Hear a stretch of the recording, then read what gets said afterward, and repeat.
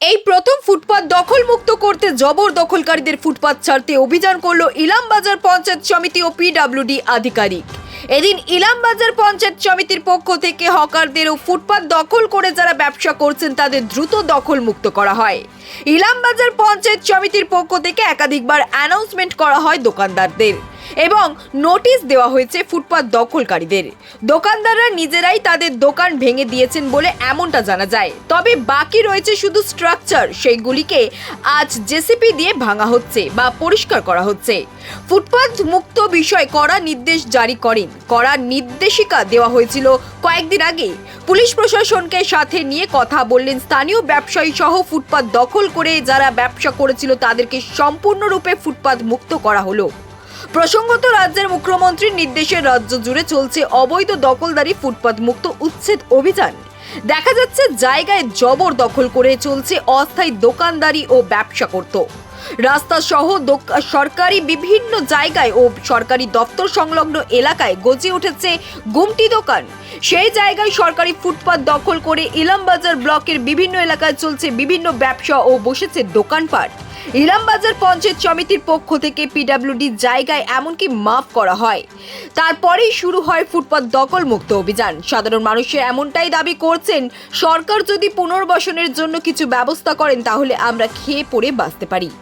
যৌথ উদ্যোগে পিডব্লিউডির ওপরে যে সমস্ত দোকান এবং বাড়ি ছিল সে সমস্তগুলিকে আগে নোটিশ দিয়ে জানানো হয়েছে এবং তারা অনেকেই নিজেরা দোকান নিজেরাই ভেঙে দিয়েছিল এবং যেগুলো বাকি ছিল কিছু অবশিষ্ট সে অংশগুলির প্রশাসন এবং পিডব্লিউডি এসে আজকে সেগুলি জেসিপি দিয়ে আবার পুনরায় ভেঙে রাস্তা আরও পুরোপুরি চওড়া করার জন্য ভেঙে ফেলা হচ্ছে। হ্যাঁ, আমাদের কিছু দাবি ছিল যে সমস্ত দোকান আজ ভাঙা হচ্ছে পিডব্লিউডির উপরে, সেগুলি আজ বহুদিনে পুরনো দোকান, কারো 15 বছরে, কারো 20 বছরে, এবং তাদের একটা পুনর্বাসনের দাবি ছিল একটা, এবং সেই দাবিটাও প্রশাসনের কাছে ব্যবসায়ী সমিতির পক্ষ থেকে রাখা হয়েছিল।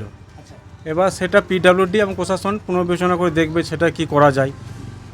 সাধারণ মানুষের পক্ষ থেকে এটাই বলতে চায় যে রাস্তা সংস্কারের জন্য রাস্তা অবশ্যই চওড়া করতে হবে, পিডব্লিউডি ভাঙতে হবে, সেটা ঠিক কথা, কিন্তু যাতে গরিব খেটে খাওয়া এবং এখানে অনেক মানুষ যারা এই দোকানের ওপর রুজিরুটি নির্ভর করে এবং তাদেরও যাতে রুজিরুটি না বন্ধ হয়ে যায় সেটাও সরকারের পক্ষ থেকে একটা দেখা, এবং প্রশাসন যাতে যদি তাদের পক্ষে কিছু একটা সুবন্দোবস্ত করতে পারে তাহলে সবাই সেটাতে খুশি হবে।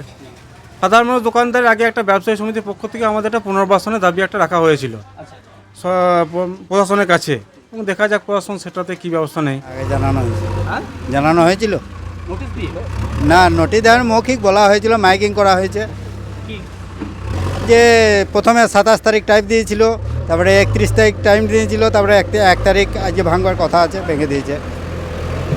নিশ্চয়ই কোনো প্রয়োজন আছে রাস্তার কাছে। কী ভাববো আমরা সাধারণ গরিব মানুষ, এখন কোথায় যাব কী করব জানি না। আমাদের দাবি পুনর্বাসন হলে ভালো হয়, না হলে আমাদেরকে রাস্তায় ঘুরতে হবে। গরিব মানুষ বলেই তো ফুটপাতে করে খাচ্ছি, বড় লোক হলে তো ফুটপাতে থাকতাম না। গরিব মানুষ বলে ফুটপাতে খাচ্ছি, যখন সরকার এবার চেষ্টা করবে, দেখবেন কিছু সুবিধা যাবে, কিছু করতে পারেন।